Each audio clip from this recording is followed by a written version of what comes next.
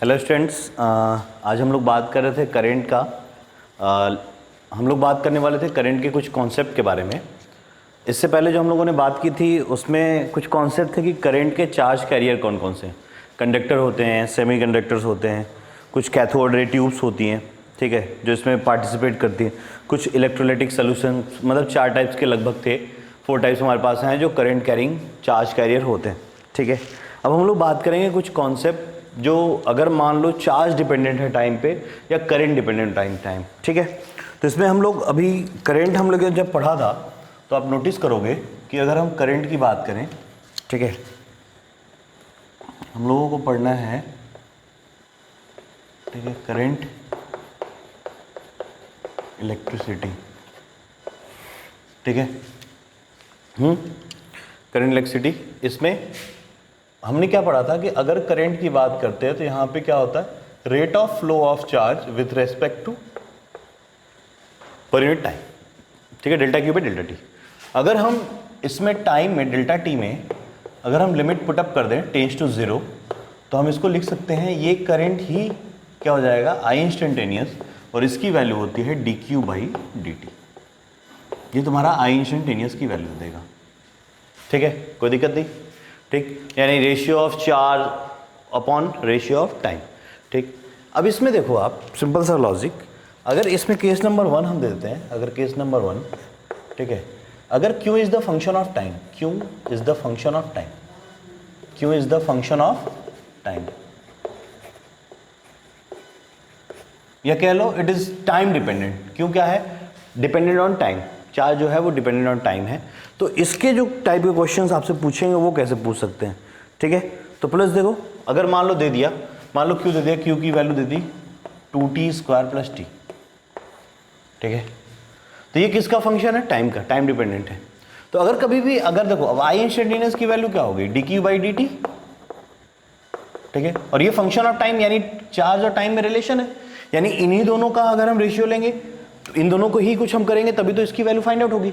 मतलब हमें क्या करना पड़ेगा, डिफरेंशिएट करना पड़ेगा। अगर चार्ज फंक्शन ऑफ टाइम है तो हमें करंट लाने के लिए क्या करना पड़ेगा, डिफरेंशिएट करना पड़ेगा। इसमें 2 तरह के क्वेश्चन पूछ सकते हैं, या तो इंस्टेंटेनियस पूछ सकता है या तो एवरेज पूछ सकता है। तो इसमें मान लो क्वेश्चन तुमसे कुछ भी क्वेश्चन मान लो, सपोज कर लो क्वेश्चन नंबर 1 दिया कि आई इंस्टेंटेनियस, ठीक है, आई इंस्टेंटेनियस एट 2 सेकेंड, ठीक, इसी में ए क्वेश्चन और बी क्वेश्चन था 4 सेकेंड, ठीक। तो चलो देख लेते हैं, तो इसको डिफरेंशिएट कर दो, ठीक है, डिफरेंशिएट करो, d by D T, Q की वैल्यू हो जाएगी 2t² + t, ठीक। तो इसमें क्या लगेगा, एडिशन रूल, और ये प्रोडक्ट बाय रूल भी होता है, ठीक है, देख लो यहाँ पे, तो हो जाएगा d 2t² अपॉन dt और प्लस dt बाई dt, ठीक।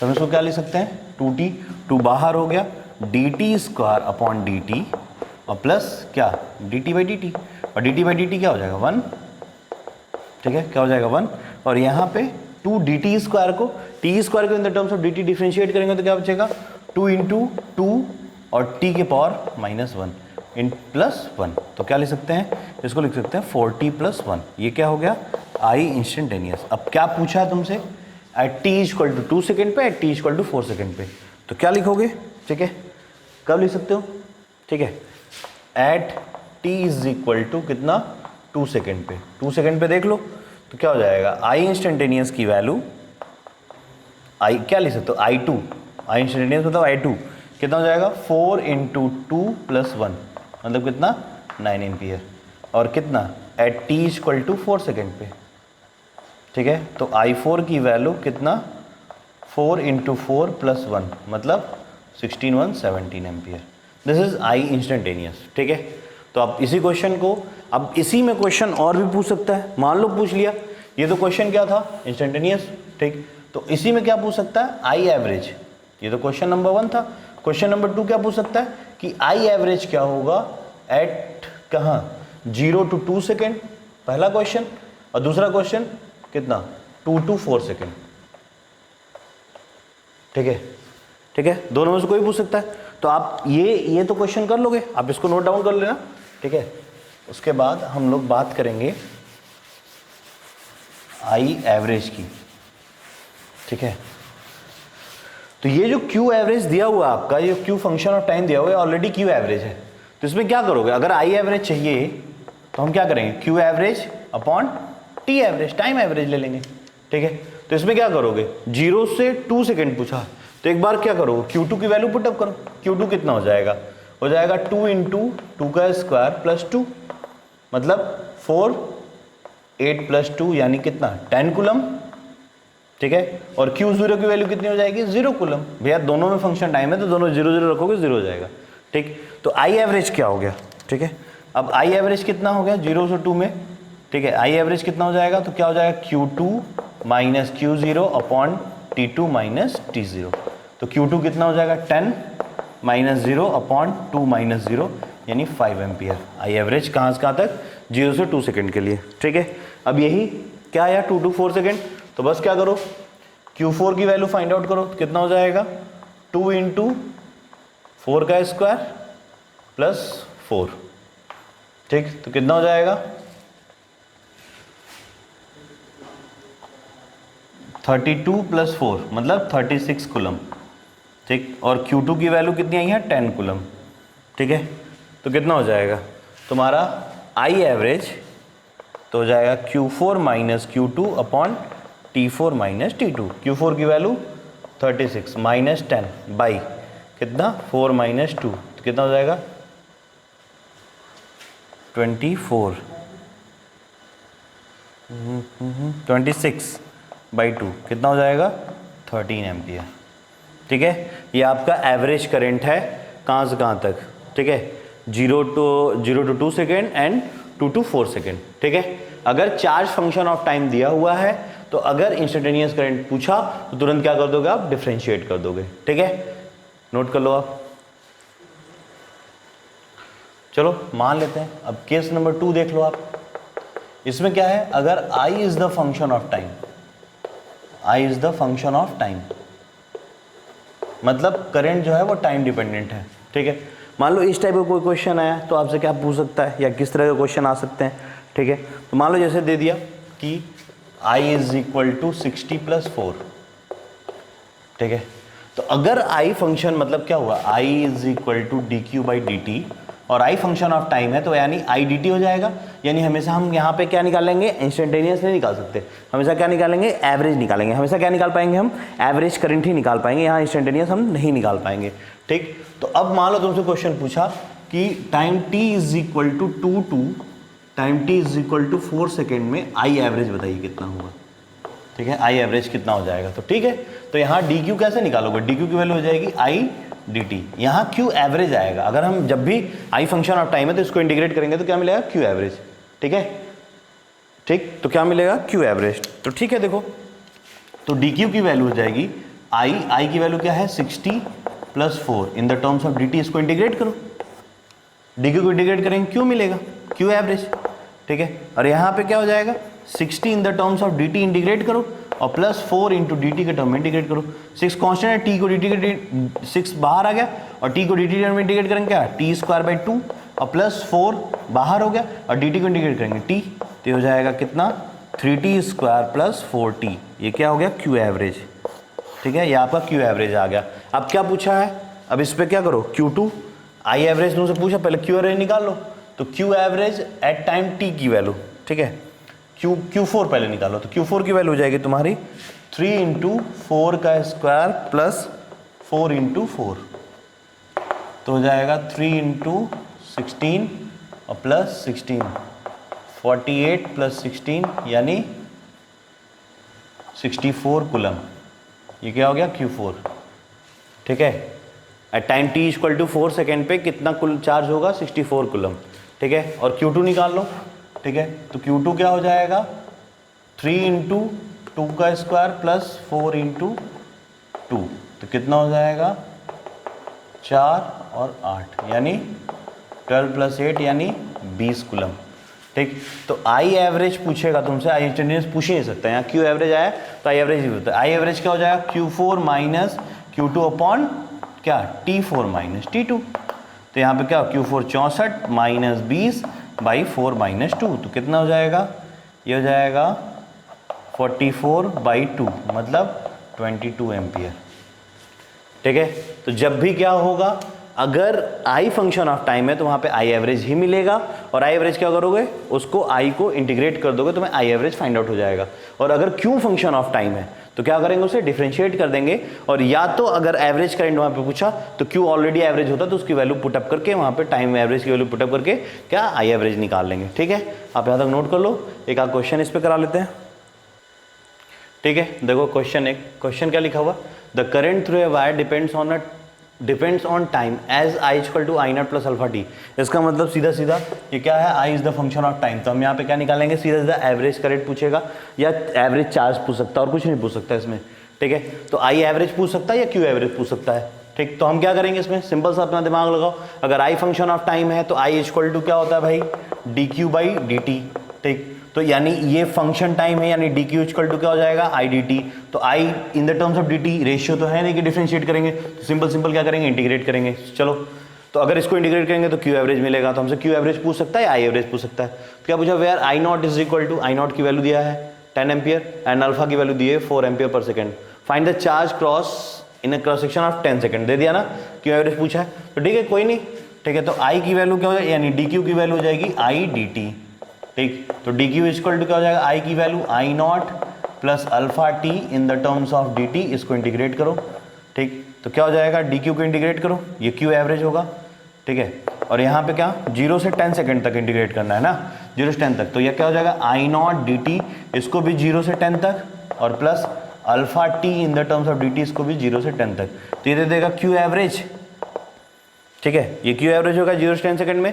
ठीक है, अब देखो ध्यान से, यहाँ पे आई डी टी, आई नॉट बाहर ले आओ, डी टी को इंटीग्रेट करो, क्या मिलेगा, टी, कहाँ से कहाँ तक, इसमें लिमिट पुटअप करो 0 से टी तक, सॉरी 0 से 10 तक, और प्लस अल्फा बाहर ले आओ, और टी को डी टी टर्म में तो क्या हो जाएगा, टी स्क्वायर बाई 2, कहाँ से कहाँ तक, 0 से 10 तक, कोई नहीं। ठीक, तो क्यू एवरेज यहाँ पे निकाल लो। ठीक है, और आई नॉट की वैल्यू कितनी दी है, 10 एम्पियर, और यहाँ पे 10 माइनस क्या हो जाएगा, 10 माइनस 0, प्लस अल्फा की वैल्यू कितनी है 4, ये 2, इसको बाहर ले आओ, और टी स्क्वायर की वैल्यू क्या पुटअप करोगे, 10 का स्क्वायर माइनस 0 का स्क्वायर। ठीक है, क्या हो जाएगा 10, और 10 इंटू 10 100, प्लस ये क्या हो जाएगा 100 इंटू 200, यानी कितना 300 कूलम चार्ज। ठीक है, यानी 10 सेकंड में उस एरिया ऑफ क्रॉस सेक्शन से कितना चार्ज आएगा, 300 कूलम चार्ज। कोई दिक्कत, तो ये फंक्शन ऑफ टाइम के क्वेश्चंस हो सकते हैं, और मे भी पूछ सकता है, तो आप ऐसे आए हुए क्वेश्चंस आप आराम से देख लो, कोई दिक्कत नहीं है। अगर करंट फंक्शन ऑफ टाइम है तो तुरंत वहाँ पे क्यू एवरेज या आई एवरेज, आई इंस्टेंटेनियस कभी नहीं पूछ सकता। ठीक है, और अगर क्यू फंक्शन ऑफ टाइम है तो ज़्यादातर उसमें आई इंस्टेंटेनियस पूछ सकता है, आई एवरेज भी पूछ सकता है, और वहाँ पे एवरेज, क्यू एवरेज का मतलब ऑलरेडी वहाँ पे Q average function of time दिया हुआ है, तो जहाँ से जहाँ तक एवरेज चार्ज पूछेगा आप वो वैल्यू पुटअप करते जाओगे, आसानी से मिलता चला जाएगा। ओके, चलो आप कर लो नेक्स्ट टॉपिक। ठीक है, देखो क्वेश्चन एक है, find the number of free electrons per metre cube of a copper Cu2 plus metal at a certain temperature, assuming that each atom contribute 1 electron, मतलब मान लेना है कि जितना नंबर ऑफ एटम आएगा उसमें से 1 इलेक्ट्रॉन पार्टिसिपेट करेगा, to be free 1 electron to free. ठीक है, एक ही इलेक्ट्रॉन फ्री है, एज्यूम कर लो, अभी हम पूरी चीज़ें बता देंगे, आराम से क्वेश्चन समझ में आ जाएगा। एक चीज़ समझो कि अगर हम कॉपर की बात करें, इसका एटॉमिक नंबर 29 होता है और एटॉमिक मास 63.5 ये होता है, मतलब इसमें इतने नंबर ऑफ इलेक्ट्रॉन, मतलब इतना चार्ज हो सकता है, लेकिन इसको मानना है कि एक ही इलेक्ट्रॉन इसके पार्टिसिपेट कर रहे हैं जितने नंबर ऑफ एटम। तो गिवन इसकी डेंसिटी दी हुई है। अब सिंपल सी बात समझो, थोड़ा सा इसमें मोलर कॉन्सेप्ट यूज होता है। आप मोल पढ़े होगे तो मोल में देखो, अगर ये मोल है तो अगर हमारे पास मास दिया हुआ है और हम चाहते हैं कि हम नंबर की तरफ मूव करें, तो हम क्या करते हैं, गिवन मास को मोलर मास से डिवाइड करते हैं, और उसके बाद जो ये क्या मिल जाएगा, मोल मिल जाएगा, उसको एवोगाड्रो नंबर से मल्टीप्लाई कर देंगे, नंबर मिल जाएगा। ठीक, तो हमारे पास मास नहीं है, डेंसिटी है। ठीक है, तो क्या होता है, density is equal to mass by volume. ठीक है, ध्यान देना, डेंसिटी इज इक्वल टू क्या हो जाएगा, मास बाई वॉल्यूम। ठीक है, तो मास अब तुम्हारे पास क्या है, डेंसिटी दिया हुआ है। ठीक है, और given mass upon molar mass number of mole होता है।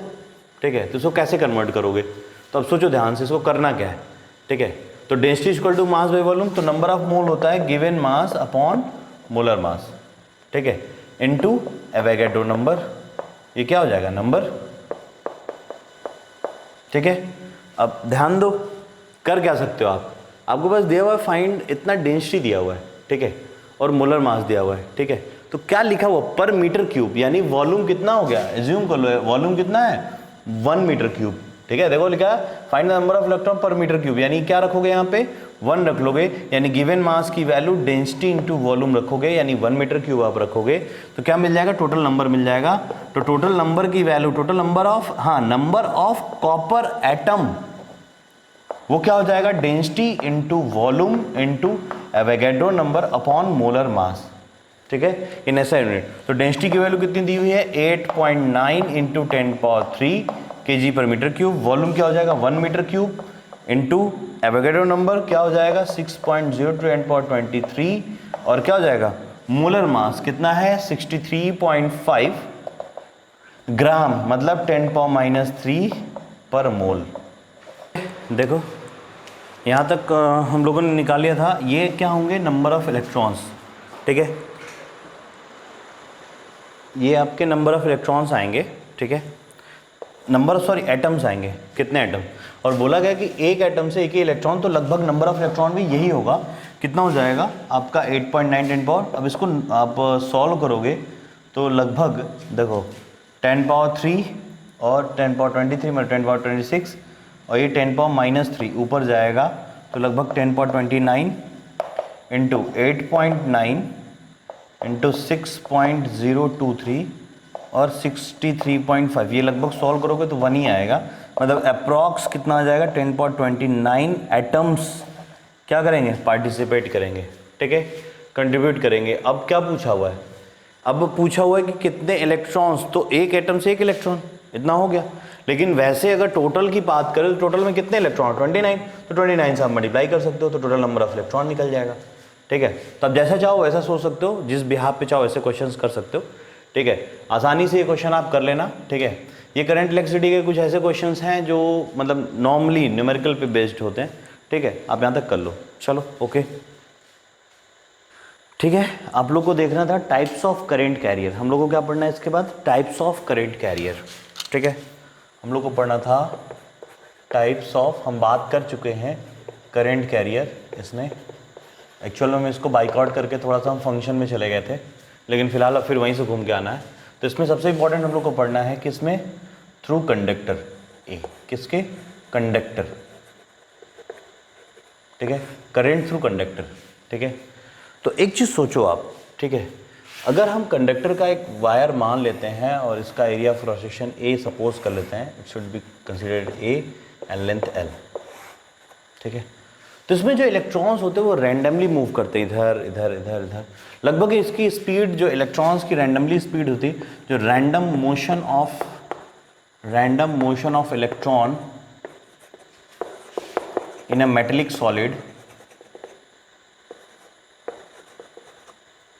रैंडम स्पीड या random velocity in metallic solid is equal to 10⁵ metre per second, इतना होता है लगभग, ठीक है। लेकिन रैंडमली ऐसे रोटेट कर, ऐसे मूव करते हैं, इधर कुछ इधर कुछ इधर कुछ इधर कुछ ऐसे कुछ ऐसे कुछ इस साइड कुछ इस साइड, मतलब इनका ये ऐसे रोटेट मूव तो करते रहते हैं, लेकिन इनका वी एवरेज जो आता है वो कितना आता है, अगर हम बात करें वी एवरेज की या यू एवरेज की, इनिशियली एवरेज वेलोसिटी जो होती है वो 0 होती है, क्योंकि किसी भी रखे हुए कंडक्टर में आप करंट नहीं महसूस कर सकते। अगर देखो बात समझना, ठीक है, करंट का मतलब होता है rate of flow of charge. अगर चार्ज यहाँ से यहाँ गया, अगर मान लो 10 इलेक्ट्रॉन इधर गया 10 इलेक्ट्रॉन इधर गया, नेट करंट 0, क्योंकि इस 10 इलेक्ट्रॉन को जो करंट महसूस करेगा वो ये 10 इलेक्ट्रॉन क्या करेगा, कैंसिल आउट कर देगा, ठीक है, वो एनर्जी इससे छीन ली गई, ये एनर्जी इतनी लग गई, इतनी एनर्जी लेके चला है, नेट करंट क्या होगा 0। तो नेट एवरेज वेलोसिटी यहाँ पे 0 है। इलेक्ट्रॉन तो रैंडमली मूव करते रहते हैं, कितनी स्पीड से 10⁵ मीटर पर सेकंड से, कुछ इधर जा रहे हैं कुछ इधर जा रहे हैं, ऐसे हमेशा मूव करते रहते हैं। तो net average velocity without external potential, without external any devices, the net average velocity due to a current a conductor should be 0, ठीक है। यू एवरेज क्या होगा 0 होगा। किसी भी कंडक्टिंग वायर में या किसी भी कंडक्टिंग सरफेस में या किसी भी कंडक्टिंग मटेरियल में वहां पे क्या होता है यू एवरेज, जब कोई ऐसे ही रेस्ट में रैंडमली रखा हुआ है तो उसका यू एवरेज क्या होगा 0 होगा। लेकिन उसमें स्पीड कितनी होती है लगभग 10⁵ मीटर पर सेकेंड, इससे कम नहीं होती है, लगभग इतनी होती है 10⁵ मीटर पर सेकेंड। तो ठीक है, अब देखो आप नोटिस क्या करोगे, ठीक है, इसमें इलेक्ट्रॉन अगर मान लो यू एवरेज 0 तो मान लो किसी की अब एवरेज वेलोसिटी तो मतलब किसी का u1 रहा होगा, किसी का u2, किसी का u3 डॉट डॉट डॉट ऐसे क्या होगा un/n, ये क्या हो जाएगा u एवरेज, और इसकी वैल्यू क्या होगी 0, ठीक है। तो यहाँ पे इसको यहाँ इज इक्वल टू 0 कर लो और यहाँ u एवरेज कर लो, ठीक है, इज इक्वल टू ये रहा होगा, ठीक है, ध्यान देना ये आ गया u एवरेज, ठीक है। अब मान लेते हैं कि हम सबको इसको क्या करें, किसी एक बैटरी के पोटेंशियल से हम क्या कर दिए, कनेक्ट कर दिए, ठीक है। इसको हमने एक बैटरी लगा दिया, यहाँ पे हमने क्या लगाया, एक बैटरी लगा दिया। जब जैसे ही बैटरी लगाएंगे तो ये नेगेटिव टर्मिनल है, पॉजिटिव टर्मिनल है, ये इन इलेक्ट्रॉन्स को, ये पॉजिटिव वाला इलेक्ट्रॉन को अपनी तरफ खींच लेगा और ये नेगेटिव वाला क्या करेगा, पॉजिटिव चार्ज को अपनी तरफ खींच लेगा। तो ये क्या करेगा, ये नेगेटिव इन इलेक्ट्रॉन्स पे क्या लगाएगा, फोर्स लगाना शुरू करेगा, यानी अब इसके अंदर क्या लगेगा, इलेक्ट्रिक फील्ड। अब ध्यान देना, अगर चार्ज मूव करेगा किसी फील्ड में, अगर इस फील्ड में, इस एक्सटर्नल फील्ड में अगर चार्ज रखा हुआ है तो वो क्या करेगा, फोर्स महसूस करेगा।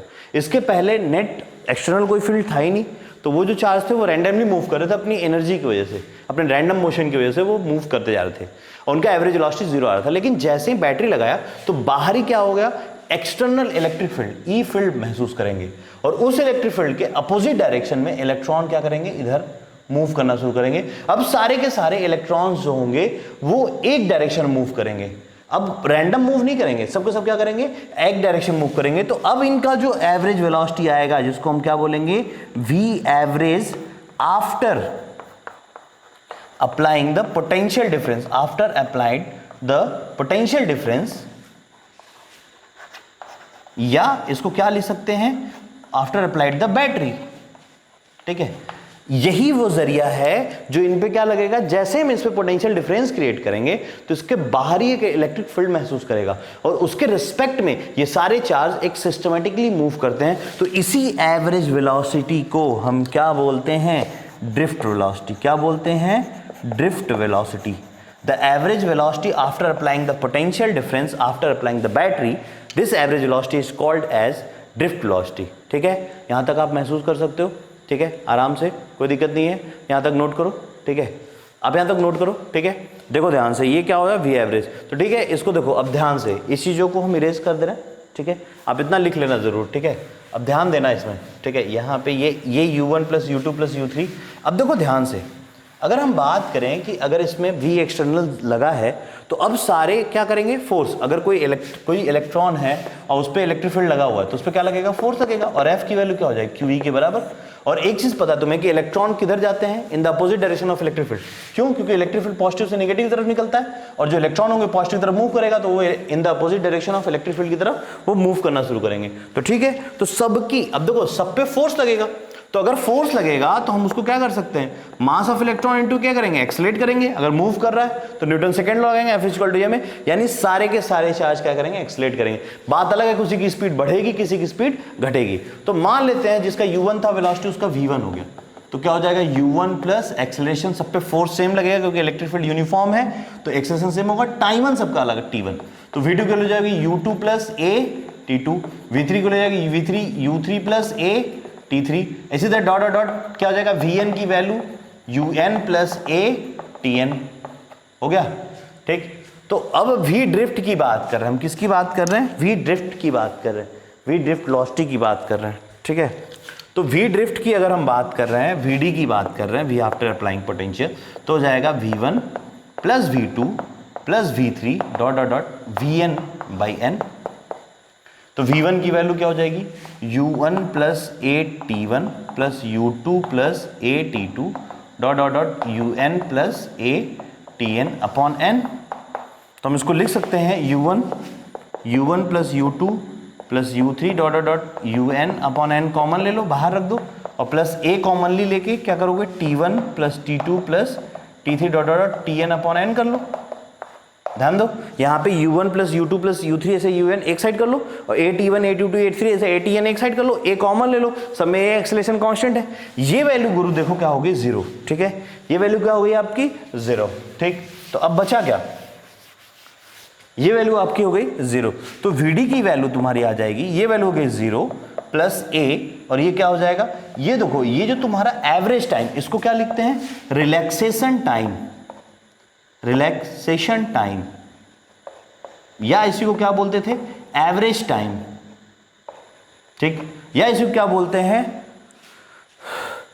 हाँ इसी को बोलते हैं average time between two successive collision, two successive collision, ठीक है। ध्यान देना, इसको क्या डिनोट करते हैं, टाउ से, it denoted by tau, denoted by tau, तो क्या हो जाएगा, ए टाउ, ठीक है। इसको क्या बोलते हैं, this is called age relaxation time, relaxation time between two successive collision, to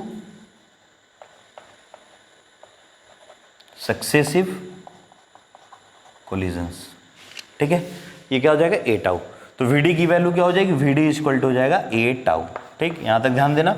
अब एक चीज सोचो, ठीक है, हर एक इलेक्ट्रॉन पे जो तुम्हारा फोर्स लग रहा है वो कितना लग रहा है, QE, ठीक, इज इक्वल टू, मतलब E मान लेते हैं, EE बाई क्या होगा, MA, तो एक्सेलेरेशन की वैल्यू क्या हो जाएगी, EE बाई M हो जाएगा। भैया फोर्स लग रहा हो और क्या हो रहा है, अगर फोर्स लग रहा हो वो मूव कर रहा है तो उस पर न्यूटन सेकंड लॉ लग जाएंगे, तो ठीक है यहाँ पे लग जाएगा, ठीक। अब नोट करो आप, अब देखो ध्यान से, तो VD की वैल्यू आपकी क्या हो जाएगी, VD की वैल्यू हो जाएगी आपकी क्या, ए टाउ, तो हम इसको लिख सकते हैं VD इक्वल टू क्या, EE टाउ बाई M, ये हो गया। और फॉर इलेक्ट्रॉन क्या हो जाएगा, VD किसके लिए, for electron, for electron, electron के लिए क्या हो जाएगा, VD की value minus EE tau by ME, ये किस डायरेक्शन में है, opposite direction of electric field, ठीक है, क्योंकि ड्रिफ्ट वेलोसिटी वेक्टर क्वांटिटी है तो क्या होगा, opposite direction of electric field. और पॉजिटिव चार्ज के लिए क्या होगा, फॉर प्रोटॉन, किसके लिए, प्रोटॉन के लिए, तो VD की वैल्यू हो जाएगी EE टाउ बाई MP, ध्यान देना, ठीक है। ड्रिफ्ट वेलोसिटी फॉर इलेक्ट्रॉन की वैल्यू हो जाएगी माइनस E, क्योंकि चार्ज ऑफ क्या हो जाएगा, नेगेटिव साइन, ये बता रहा है कि ड्रिफ्ट वेलोसिटी इलेक्ट्रॉन किधर होगा, इस डायरेक्शन में, और प्रोटॉन किधर होगा, इस डायरेक्शन में। ये क्या है, VD प्रोटॉन, और ये क्या है, VD for electron, drift velocity of electron क्या होगा, opposite direction of electric field, and drift velocity of proton किधर होगा, in the direction of electric field. तो ठीक है, आप यहां तक नोट कर लो, VD की वैल्यू क्या हो जाएगी, E टाउ बाई M, ठीक। ठीक, क्वेश्चन देखो आप, क्वेश्चन क्या है, consider a conductor of cross section of area A, ठीक है, having small n number of electron per unit volume, ध्यान देना number of electron per unit volume है, all moving with the speed V along the axis of cylindrical conductor, find the current, find electric current due to motion of electron। Assume कर लो, imagine कर लो भैया कि एक ऐसे wire है, ठीक है, इसका area of cross section A है, ठीक है, इस क्रॉस सेक्शन से यहाँ जाने में मान लेते हैं, ठीक है, इसमें बैटरी पोटेंशियल V लगा, ठीक है, V लगा, तो इसके अंदर क्या होगा, इलेक्ट्रिक फील्ड, ऐसे V लगा तो इसके अंदर इलेक्ट्रिक फील्ड होगा, ठीक है। और तुम्हें पता है electric field potential E is equal to क्या हो जाएगा, V बाई L, क्या होता है, D by D R, E equal to D by D R, potential difference V है और लेंथ L है, इसका लेंथ L दिया हुआ है, ठीक है, तो क्या हो जाएगा, V by L, E equal to V by L, यहाँ तक कॉमनली क्लियर है, ठीक है। अब इसमें क्या है कि मान लेते हैं इन सारे इलेक्ट्रॉन्स की जो ड्रिफ्ट वेलोसिटी है वो VD, और यहाँ से यहाँ जाने में जो टाइम लगा है वो टाउ लगा, रिलैक्सेशन टाइम, मान लेते हैं यहाँ से यहाँ जाने में जो टोटल टाइम लगा टाउ लगा। या तो ये भी मान लो कि दो सक्सेसिव कोलिजन के बीच में, इस क्रॉस सेक्शन के बीच में जो क्या लगा, इसका लेंथ L मान ले, इसको VD मान ले, इसको टाउ मान ले, तो जो समझ में आए वो कंसीडर कर सकते हो, कोई इसमें सोचने वाली बात नहीं है, ठीक है, तो कोई दिक्कत नहीं, ठीक है। अब देखो ध्यान से, अब इसमें टोटल नंबर ऑफ इलेक्ट्रॉन, ठीक है, स्मॉल n क्या है, नंबर ऑफ इलेक्ट्रॉन अपॉन पर यूनिट वॉल्यूम, ठीक है, तो क्या हो जाएगा, number of electron area into length, यानी टोटल नंबर ऑफ इलेक्ट्रॉन कहते हैं स्मॉल n इंटू, ठीक है। तो करंट की वैल्यू क्या हो जाएगी भैया, I की वैल्यू हो जाएगी Q total upon T total, Q total कितना हो जाएगा, N, Q इक्वल टू क्या हो जाएगा, N into E by tau, ठीक। अब N की वैल्यू क्या हो जाएगा भाई, N की वैल्यू हो जाएगी small n a l into E by tau. अब एक चीज सोचो यहाँ पे कॉमनली कि इसका पूरा एवरेज वेलोसिटी VD है, ठीक है, इसको क्या ले लोगे, VD ले लोगे, VD एवरेज वेलोसिटी है, ठीक। तो एवरेज वेलोसिटी VD है तो क्या एवरेज डिस्टेंस कितना, L बाई टाउ, तो L बाई टाउ को क्या लिख लेंगे, VD, यानी I की वैल्यू हो जाएगी तुम्हारा NEA VD। ये करंट और किस में, यानी करंट क्या आ गया, इन the terms of drift velocity तुम्हारा क्या था, स्पीड VD दिया हुआ है, इसको VD लिख लो, तो VD के टर्म में क्या आ गया, NEA VD। ठीक है, अब ध्यान देना, ये अगर करंट का डायरेक्शन है तो ये डायरेक्शन क्या हो जाएगा, ये जो ड्रिफ्ट वेलोसिटी है ये किसका है, पॉजिटिव चार्ज। ठीक है, करंट का डायरेक्शन हमेशा किस डायरेक्शन में होता है, in the direction of positive charge. हमें बताया कन्वेंशनल करंट का डायरेक्शन किधर होता है, जिस डायरेक्शन में पॉजिटिव चार्ज आता है। ये अगर इलेक्ट्रॉन के लिए रेस्पेक्ट में रखोगे तो क्या हो जाएगा, अपोजिट डायरेक्शन में। तो अब देखो एक स्टेप और बढ़ाते हैं, तो हम इसको लिख सकते हैं NEA VD की वैल्यू क्या हो जाएगी, EE टाउ बाई M। ठीक है, तो क्या हो जाएगा NE स्क्वायर, ठीक है, A tau by M into E। ये क्या हो जाएगा, I की वैल्यू। ठीक है, इतना नहीं जानना फिलहाल हम लोग को I equal to NE VD और VD की value E tau by M यहाँ पे पुटअप कर दो। ठीक है, आप नोट कर लो यहाँ तक, उसके आगे की हम बात करते हैं अभी।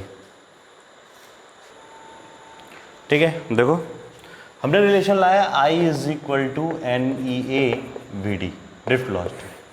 ठीक है, और अभी हमने लिखा था E is equal to V by L। अगर इसके लॉन्ग पोटेंशियल डिफरेंस V है, लेंथ L है, तो इलेक्ट्रिक फील्ड की वैल्यू क्या हो जाएगी, V बाई L के बराबर। ठीक है, अब सोचो यहाँ पे थोड़ा सा रिलेशन, अब थोड़ा सा एक चीज़ दिमाग लगाओ कि अगर हम ओम्स लॉ पढ़े हो क्लास 10th में, तो V is equal to V डाइवर्सल टू I होता है और V is equal to RI होता है। ठीक है, ओम्स लॉ रियल में क्या होता है हम बताएंगे अभी बाद में। फिलहाल अभी इतना समझो कि आप 10th में इतना पढ़े हो, और इसके बिहाफ पे इन the terms of free electrons, ठीक है, number of electron per unit volume, electron area, cross section, drift velocity, इसके टर्म में अगर हम सबको ड्राइव करें तो क्या आएगा। तो देखो I की वैल्यू हो गई NEA, VD की वैल्यू हो जाएगी EE टाउ बाई M। तो हम इसको लिख सकते हैं I equal to NE square A tau by M into E।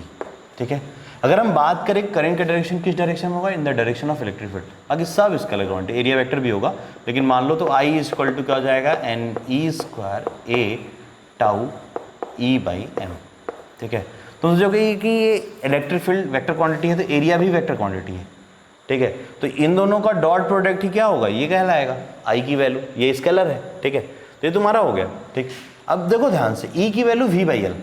ठीक है, तो E की वैल्यू क्या हो जाएगी, V बाई L। तो यहाँ पे रखो I इक्वल टू क्या हो जाएगा, NE स्क्वायर A टाउ क्या हो जाएगा, V by L to M। और एक चीज़ देखो, V बाई I की वैल्यू क्या हो जाएगी, R। V बाई I की वैल्यू क्या हो जाएगी, R। तो ठीक है, तो क्या हो जाएगा, इसको इधर ले जाओ, ML upon NE square A into tau equal to V by I। ये क्या हो जाएगा, R। तो अब देखो R इज इक्वल टू यहाँ पे, ठीक है, R इज इक्वल टू क्या लिख सकते हैं, ML upon NE square A into tau. ये रेजिस्टेंस हो गया। ठीक है, ML upon NE square into tau. ठीक है, ये क्या हो गया, रेजिस्टेंस ऑफ द वायर, उस वायर का रेजिस्टेंस। ये क्या आता है, रेजिस्टेंस एक ऐसा फिनोमेना जो मोशन ऑफ चार्ज को रोकता है, या कह लो करंट एनर्जी को अपोज करता है, उसे हम क्या बोलते हैं, रेजिस्टेंस। ठीक, जस्ट इसका उल्टा होता है कंडक्टेंस। ठीक है, तो G क्या होता है, इट इज इक्वल टू, इसकी यूनिट क्या होती है, ओम। ठीक है, बाद में बातें की जाएंगी, फिलहाल अभी बस रिलेशन निकालते हैं लोग, चलते हैं क्लास 10th की बिहाफ पे। तो ये क्या होता है, 1/r। ठीक है, तो हम क्या लिखेंगे, NE square A into tau by ML। इसके साइन यूनिट क्या हो जाएगी, ओम इनवर्स। ठीक है, अब देखो रेजिस्टेंस इज इक्वल टू होता है rho L by A is equal to ML upon NE square A into tau. L से L कट गया, A से A कट गया, तो क्या हो गया, रो की वैल्यू जो होती है वो होती है M upon NE square into tau. इसको क्या बोलते हैं, क्या रेजिस्टेंस होता है ना, तो इसकी यूनिट क्या होगी, ये मीटर स्क्वायर इंटू मीटर, यानी M ओम मीटर। ठीक है, इसको क्या बोलते हैं, दिस इज रेजिस्टिविटी। इसको क्या बोलते हैं, रेजिस्टिविटी ऑफ द मटेरियल। ठीक है, और रो इज इक्वल टू, ठीक है, इसको हटा दो इधर। ठीक है, तो rho is equal to 1 by sigma. ठीक है, तो sigma is equal to 1 by rho, तो हम क्या लिख देंगे, NE square tau by M। ये क्या होता है, इसको हम बोलते हैं कंडक्टिविटी। ठीक है, दिस इज कॉल्ड एज क्या, कंडक्टिविटी। सिग्मा की वैल्यू क्या होती है, 1 by row, NE square tau by M। ये तुम्हारा क्या होता है, कंडक्टिविटी। इसकी यूनिट क्या हो जाएगी भाई, ओम इनवर्स और मीटर इनवर्स, जस्ट उल्टा।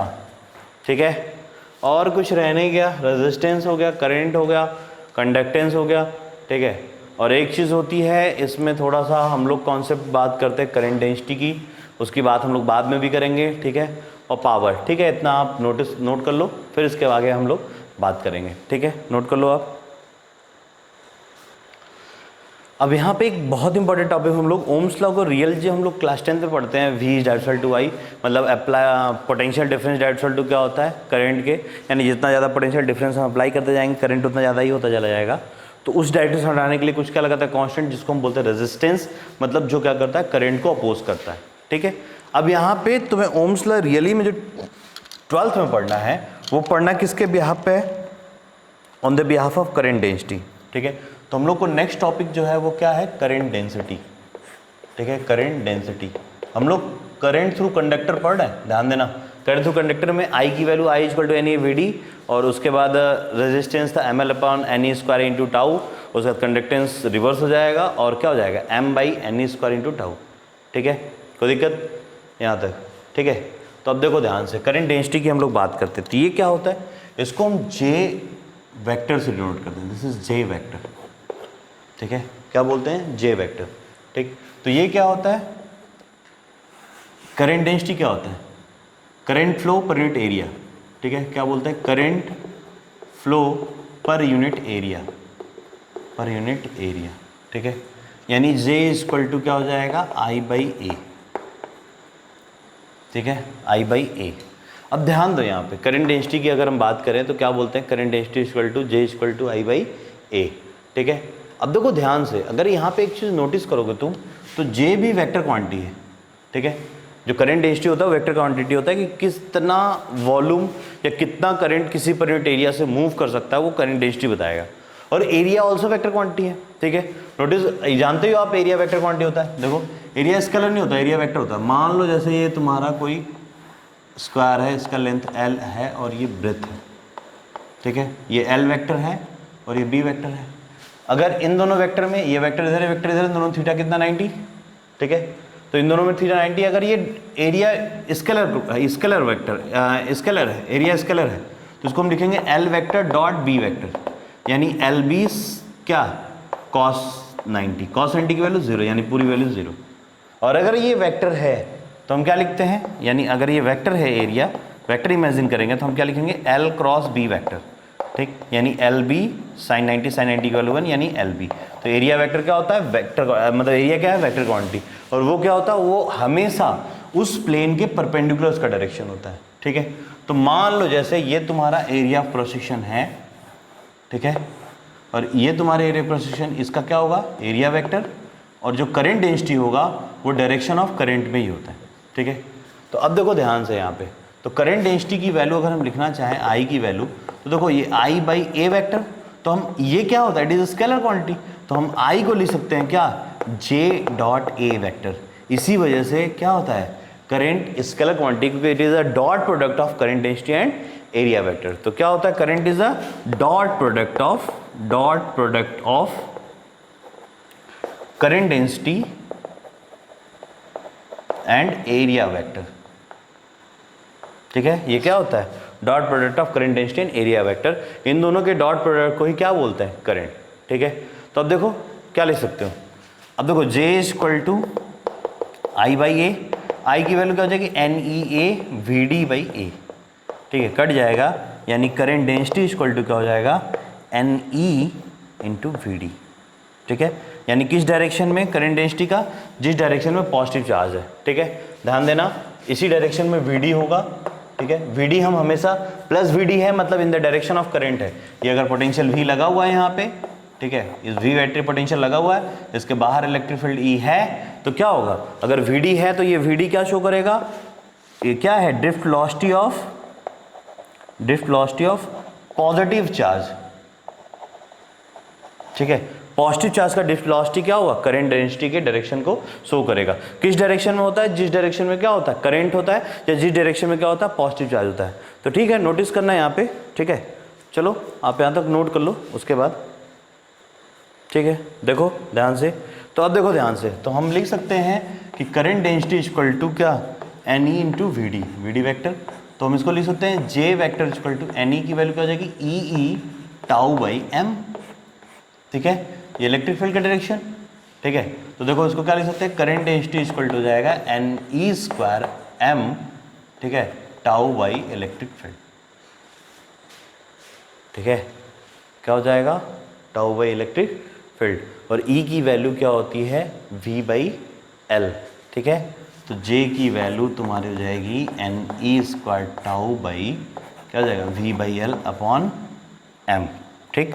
तो जे वेक्टर की वैल्यू हो जाएगी NE² tau by ml into v। अब ध्यान देना, ठीक है।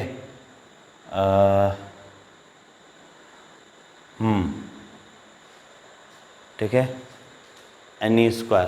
अब एक चीज़ नोटिस करो, अभी हम पीछे कुछ कराए थे, VD की वैल्यू क्या होती, VD की वैल्यू होती E टाउ बाई m, ठीक है। तो ठीक है, तो क्या हो जाएगा NE² tau by m, E बाहर हो गया, तो J की वैल्यू हो गई NE² tau by m, E की वैल्यू क्या रख दी v/l, रख सकते हैं हम E की वैल्यू v/l। तो यहाँ पे क्या हो जाए, अब देखो ध्यान से, ये जो तुम्हारा आया है NE² टाउ बाई m, ये किसकी वैल्यू है, ये सिग्मा की वैल्यू है। तो J is equal to sigma into v, ठीक है। J वेक्टर इक्वल टू क्या होगा, सिग्मा इंटू v। इसको क्या बोलते हैं, this is called as conductivity, conductivity. और ये क्या होता है, यही ओम्स लॉ होता है, ठीक है। रियल में ओम्स लॉ यही है कि करंट डेंसिटी इक्वल टू क्या हो जाएगा, सिग्मा इंटू v, ठीक है। चलो नोट कर लो आप। ठीक है, ये यहाँ पे ये गड़बड़ हुआ है, इसकी वैल्यू सिग्मा होती है यार, ये गड़बड़ हो गई यहाँ पे, ठीक है। ये चीज़ यहाँ पे गड़बड़ है, ठीक है। इसकी वैल्यू सिग्मा होती है, अभी हमने ड्राइव तो किया है। तो J इक्वल टू क्या होता है, सिग्मा इंटू E, ठीक है, ठीक है। इसी को क्या बोलते हैं, ये सिग्मा क्या होता है, दिस इज कंडक्टिविटी, ठीक है। क्या बोलते हैं, दिस इज कंडक्टिविटी, और ये रियल में दिस इज ओम्स लॉ, ठीक है। अब इसको आप पैटर्न में बदलोगे तो ये क्या निकलता जाएगा, अब इसको नोटिस करोगे, ठीक है। अब इसको ये वैल्यू आप पुटअप करोगे तो अब तुमको R is equal to rho L by ये पुटअप मिलेगा, और R इज इक्वल टू क्या होता है VIR, ठीक है। तो आराम से मिल जाएगा, लेकिन ध्यान दो J equal to sigma into E, यही क्या है, इसको कंडक्टिविटी बोल, this is called as conductivity. अब ये देखो ना, एट कॉन्स्टेंट टेम्परेचर, ठीक है, ध्यान देना, at constant temperature, at constant temperature, ठीक है, ये सिग्मा, ठीक है, कैन नॉट बी चेंज, या सिग्मा आर कांस्टेंट, ठीक है। सिग्मा क्या रहेगा, कांस्टेंट रहेगा, किसी भी कांस्टेंट टेम्परेचर पे सिग्मा क्या रहेगा, कांस्टेंट रहेगा। तो J इक्वल टू क्या होगा, सिग्मा इंटू E, इसको क्या बोलते हैं, कंडक्टिविटी, ठीक है। नोट कर लो, फिर इसके बाद बताते हैं। ये रियल में ओम्स लॉ होता है, क्या, J is equal to sigma into E, यहां से ओम्स लॉ ड्राइव होता है, V इक्वल टू एयर। अब देखो यहाँ पे क्या करोगे, J की वैल्यू क्या होता है, current per unit area I/A, ठीक, इज इक्वल टू सिग्मा, और E की वैल्यू क्या हो जाएगी V/L, ठीक है, ध्यान देना, ठीक। तो क्या हो जाएगा, हम इसको क्या लिख सकते हैं, I की वैल्यू हो जाएगी sigma into A/L into V, ठीक है। और सिग्मा जो तुम्हारा आया था, सिग्मा की वैल्यू क्या आई थी, NE² टाउ बाई m, ये क्या है तुम्हारा, ठीक है। अब एक चीज़ ध्यान देना, बहुत यहाँ पे नोटिस करने वाली बात तुम्हारी है कि अगर सिग्मा कंडक्टिविटी है और हम जैसे ही टेम्परेचर बढ़ाते हैं तो ये डिक्रीज करेगा कि इंक्रीज करेगा, ठीक है। तो उसी रेशियो पे हम बात करेंगे। अब जैसे मान लो कंडक्टर की बात करते हैं, हम इन कंडक्टर की बात करते हैं, ठीक है, कंडक्टर की बात करते हैं। तो कंडक्टर में जैसे ही n बढ़ाते हैं, जैसे मान लो कंडक्टर में क्या होता है कि एटम है, मतलब ये तुम्हारा वायर है, इसमें कॉम्पैक्टली पैक्ड स्ट्रक्चर ऐसा होता है, ढेर सारे एटम जैसे बंधे हुए होते हैं, बहुत सारे, ठीक है। अब जैसे ही हम इसको टेम्परेचर देते हैं तो इसमें एक एटम्स क्या होता है, मतलब नंबर ऑफ इलेक्ट्रॉन जैसे ही बढ़ जाते हैं, ठीक है, कंडक्टर के केस में। तो जैसे ही नंबर ऑफ इलेक्ट्रॉन बढ़ेंगे तो ये क्या हो जाएगा, टेम्परेचर देने पर नंबर ऑफ इलेक्ट्रॉन बढ़ेंगे, लेकिन टाउ क्या हो जाएगा, घट जाएगा, ठीक है। टाउ क्यों घट जाएगा, क्योंकि जैसे ही नंबर ऑफ इलेक्ट्रॉन बढ़ेंगे तो क्या हो जाएगा, नंबर ऑफ कोलिजन बढ़ जाएंगे, नंबर ऑफ कोलिजन बढ़ जाएंगे तो क्या हो जाएगा, जो रिलैक्सेशन टाइम है, मतलब कुछ सोचो जैसे यहाँ से यहाँ आराम से जाकर लड़ता था, अब उसको हीट एनर्जी मिलेगा, बहुत जल्दी टकराएगा, बहुत जल्दी टकराएगा, ठीक है। तो यहाँ पे क्या हो जाएगा कि अगर नंबर ऑफ इलेक्ट्रॉन्स बढ़ाते हैं तो क्या होगा, ये रिलैक्सेशन टाइम जो है वो डिक्रीज करेगा। लेकिन मुद्दा ये है कि कंडक्टर में जिस रेशियो से, मान लेते हैं हम यहाँ पे एकदम कॉम्पैक्ट स्ट्रक्चर है, अगर हम इसमें 10 भी बढ़ाए तो सारे के सारे लाखों इलेक्ट्रॉन्स या लाखों एटम्स में जो कोलिजन होगा वो बहुत ज़्यादा हो जाएगा। तो मतलब हम 10 इलेक्ट्रॉन बढ़ाए और जो टाइम डिक्रीज हुआ वो लाखों में डिक्रीज हुआ, तो क्या वो बहुत ज़्यादा कम, यानी सिग्मा क्या हो जाएगा, बहुत तेजी से ड्रास्टिक डिक्रीज करेगा, ठीक है। अगर हम क्या करेंगे, इफ इंक्रीज द टेम्परेचर, ठीक है, तो क्या हो जाएगा, n increases but very large amount, very large relaxation time decreases. तो होल कंडक्टिविटी क्या होती है, ये कंडक्टिविटी है, सिग्मा क्या कंडक्टिविटी, तो होल कंडक्टिविटी क्या होगी, पूरी कंडक्टिविटी क्या होगी, डिक्रीज कर जाएगी। ठीक है, पूरी कंडक्टिविटी क्या हो जाएगी, डिक्रीज कर जाएगी। तो इसी को हम क्या बोलते हैं, कंडक्टिविटी को ही क्या बोलते हैं, रेजिस्टिविटी। ठीक है, ध्यान देना, इंपॉर्टेंट है। तो इसी कंडक्टिविटी को हम क्या बोलते हैं, दिस कंडक्टिविटी, ठीक है, बहुत तेज डिक्रीज करेगा।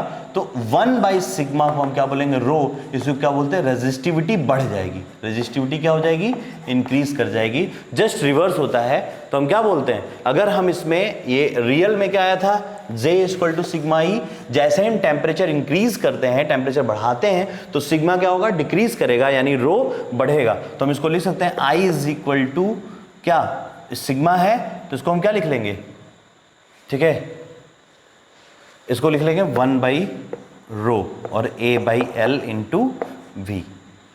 ठीक है, लिख सकते हैं, ठीक है, 1/ρ लिख सकते हैं। ठीक है, ध्यान देना। तो एक चीज समझो कि अगर किसी, ये कंडक्टर की केस में है, ठीक है, कंडक्टर केस में ये तुम्हारे पे क्या है, कंडक्टर है। ठीक है, कंडक्टर केस में ऐसा होता है। ठीक, और सिग्मा क्या है, दिस इज कंडक्टिविटी। ठीक है, और अगर किसी सेमीकंडक्टर की हम बात करते हैं, जस्ट लाइक किसी सेमीकंडक्टर की अगर हम बात करते हैं, किसकी बात करते हैं, सेमीकंडक्टर। तो सेमीकंडक्टर में ऑलरेडी इलेक्ट्रॉन्स वैलेंस बैंड से कंडक्शन बैंड में बहुत कम होते हैं। ठीक है, ये वैलेंस बैंड है और यहाँ कंडक्शन बैंड है, तो इसमें इलेक्ट्रॉन कम होते हैं। जैसे ही टेम्परेचर बढ़ाओगे एक इलेक्ट्रॉन और जम कर जाएगा, तो उसकी कंडक्टिविटी क्या हो जाएगी, उसकी सिग्मा क्या हो जाएगी, इंक्रीज कर जाएगी। तो वहां पे क्या होता है, अगर वहां टेम्परेचर बढ़ाते तो वहां सिग्मा इंक्रीज करता है, लेकिन यहाँ टेम्परेचर बढ़ाने पर सिग्मा क्या होता है, डिक्रीज कर जाता है, और रो क्या होता है, बढ़ जाता है। तो इसको देखो, I × ρL/A = V, इसी को क्या बोलते हैं, यानी V = I, इसी को क्या बोलते हैं, V = RI, इसी को क्या बोलते हैं, रेजिस्टेंस। ठीक है, क्या बोलते हैं, रेजिस्टेंस ऑफ द वायर। ठीक है, ध्यान देना। तो इसको क्या बोलेंगे, R = ρL/A। ठीक है, this is called as resistance of the wire, resistance of the material. ठीक है, ये रेजिस्टेंस किस पे डिपेंड करता है, लेंथ ऑफ कंडक्टर पे, एरिया ऑफ क्रॉस सेक्शन पे, एंड क्रॉस सेक्शन बहुत जरूरी है, क्योंकि बिना क्रॉस सेक्शन के हम कंसीडर नहीं कर पाएंगे करंट कहाँ पे कितना पूछा जा रहा है। और रो क्या है, रेसिस्टिविटी पे, जितना रेजिस्टिविटी होगी, जितनी ज़्यादा रेजिस्टिविटी होगी उतना उसका क्या होगा, रेजिस्टेंस ज़्यादा होता जाएगा। यानी उसकी रेजिस्टिविटी क्या है, ये डिसाइड करती है कि उसमें कितना ज़्यादा कोलिजन हो रहा है किसी पर यूनिट एरिया में। ठीक है, तो ध्यान दो, ये रियल में ओम्स लॉ क्या होता है, J = सिग्मा ई, और इसी से क्या होता है, V = RI ड्राइव होता है। तो यहाँ से हम लोग क्या हो गए, करंट डेंसिटी के रिलेशन से हम लोग फाइंड आउट कर लिए कि हाँ किस मतलब रियल में ओम्स लॉ क्या होता है। और ओम्स लॉ, अब ओम्स लॉ देखो, ओम्स लॉ क्या लिखोगे, ठीक है, ओम्स लॉ को कैसे लिखोगे, ठीक है, ध्यान दो। तो अगर हम ओम्स लॉ की बात कर रहे हैं, अगर ओम्स लॉ की बात कर रहे हैं, ठीक है, ओम्स लॉ, तो ओम्स लॉ क्या कहता है, potential difference that equal to I। ठीक है, तो V = क्या, RI, तो यही था ना ओम्स लॉ।